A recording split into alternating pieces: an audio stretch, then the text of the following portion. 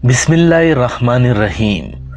अस्सलामु अलैकुम दोस्तों, आज की वीडियो में हम तारीख के जालिम और जाबिर हुक्मरान हलाकू खान की इबरतनाक मौत से मुतालिक एक इबरतनाक वाक़या आपकी खिदमत में लेकर हाजिर हुए हैं। हलाकू खान तारीख का एक ऐसा किरदार था जिसके नाम से आज भी इंसानियत कांप उठती है। ये वाक़या मैदान जंग से मुतालिक है। दुनिया का जालिम वेशी तरीन इंसान हलाकू खान अपने घोड़े पे शान से बैठा हुआ था। चारों तरफ तातारी अफवाज की सफ़े खड़ी थी। सबसे आगे हलाकू खान का घोड़ा था। हलाकू खान के सामने कैदी मुसलमानों की 3 सफ़े खड़ी की गई थी, जिनको आज हलाकू खान ने अपने हुक्म पर कत्ल होते हुए देखना था। फिर वो जालिम बोला, इनके सर कलम कर दो, और जिल्लादों ने लोगों के सर काटना शुरू कर दिए। पहली सफ में एक की गर्दन गई, दूसरे की गर्दन गई, तीसरे की, फिर ऐसे ही चौथे की। पहली सफ में एक बेकसूर बूढ़ा गरीब कैदी जो कि अपने घर का वाहिद कफील था, वो मौत के डर की वजह से दूसरी सफ में चला गया। पहली सफ का मुकम्मल सफाया हो गया। हलाकू खान की नजरों ने इस बूढ़े को देख लिया था कि वो मौत के खौफ से अपनी पहली सफ छोड़कर दूसरी सफ में चला गया था। हलाकू खान घोड़े पर बैठा हुआ, हाथ में ताकतवर ग्रीस लिए उछालकर इससे खेल रहा था और मुसलमानों के कत्ल का मंजर देखकर इस खेल से खुद को खुश कर रहा था। जिल्लादों ने दूसरे सफ पे तलवार की वार शुरू की। गर्दनें आन की आन में गिरने लगी। जिल्लाद तलवार चला रहे थे और खून के फवारे उछलकर जमीन पर गिर रहे थे।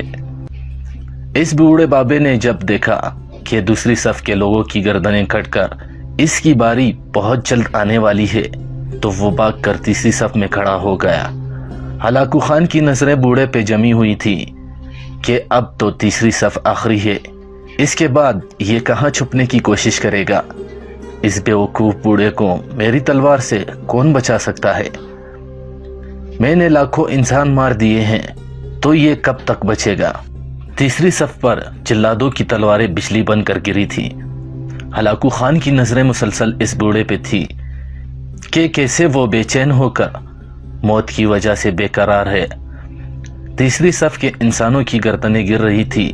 जिल्लाद बिजली की तरह तेजी से इस बूढ़े बाबा को पहुंचे तो हलाकू खान की आवाज गूंजी, रुक जाओ, इसको अभी कुछ न कहो।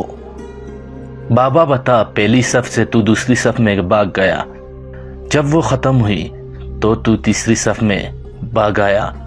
बाबा अब बता, पीछे तो कोई और सफ भी नहीं, अब तू भाग के कहाँ जाएगा। अब तुझे मुझसे कौन बचाएगा। इस बूढ़े ने आसमान की तरफ देखा और कहा, मैंने पहली सफ को इसलिए छोड़ा कि शायद मैं दूसरी में बच जाऊं, लेकिन मौत वहां भी पहुंची। फिर मैंने दूसरी सफ को छोड़ दिया कि शायद तीसरी में बच जाऊं। हलाकू ने गुरेज को हाथ में उछालते हुए कहा, बाबा कैसे हामी ख्याली है, ये कैसी बहकी बातें कर रहे हो। भला तुम्हें मेरी तलवार से भी कोई बचा सकता है। बूढ़े मुसलमान ने जमीन व आसमान की हर चीज के मालिक इस वाहदहू ला शरीक रब पर बे इंतहा यकीन के साथ कहा, वो ऊपर वाली जात अगर चाहे तो कुछ भी हो सकता है, और अगर वो चाहे तो मुझे तुझसे बचा सकता है। कैसे बचा सकता है। हलाकू खान ने इतने तकब्बुर में आकर कहा कि इसके हाथ से गुरेज गिर पड़ा। हलाकू खान चाबकदस्त, होशियार, जंगजू और चालाक इंसान था। हलाकू खान घोड़े के ऊपर बैठे बैठे गिरे हुए गिरेज को उठाने के लिए खुद को झुकाया कि जमीन पे गिरने से पहले वो इसे हवा में पकड़ ले। इस कोशिश में हलाकू खान का एक पांव रकब से निकला और वो अपने घोड़े से नीचे आ पड़ा, जबकि दूसरा पांव रकब में ही फंस कर रह गया। हलाकू खान का घोड़ा इतना डर गया कि भाग निकला।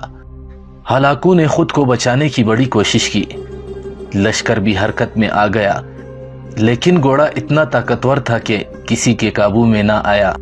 वो हलाकू को पत्थरों में घसीट घसीट कर भगाता रहा, यहाँ तक कि हलाकू का सर पत्थरों से पटक पटक कर इस कदर लहूलुहान हो गया कि इसकी रूह चंद ही मिनटों में اپنے اس تکبر برے وجود کو چھوڑ کر جہنم رسید ہو گئی۔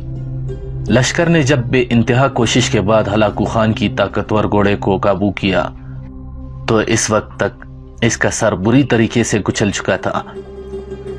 ہلاکو کا لشکر اس بوڑھے بزرگ سے اتنا خوفزدہ ہو گیا کہ لشکر نے اس سے جان بوجھ کر نظر انداز کر دیا، اور وہ بابا بڑے آرام و سکون سے پیدل ہی اپنے گھر کی طرف چل پڑا۔ مظلوموں کی آہ سے ڈرو، کیونکہ جب وہ اللہ سے رجوع کرتا ہے تو قبولیت بہت دور سے اس کا استقبال کرنے آتی ہے۔